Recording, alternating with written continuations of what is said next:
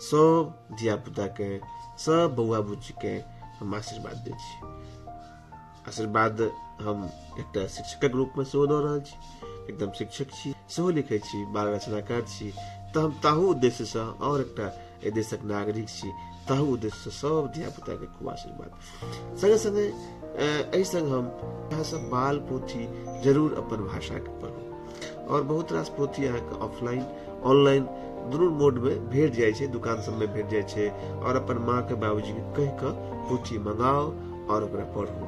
पढ़ला से हेतै कि अहाँ के शब्दक उच्चारणक ज्ञान भ जायत। जखन ओ बेर बेर पढ़बै तो ओ शब्द कोना पढ़ल जेतै, ओ शब्दक अर्थ की छै ओहो हुअ लागत, और जे शिक्षक अहाँ के कक्षा में एता हुनको मदद से अहाँ ओकर कीन के पढ़ैत रहू, अपन ज्ञानक वर्धन करैत रहू, ज्ञान बढ़बैत रहू। एहि शब्दक संग अहाँ सबके पुनः आशीर्वाद।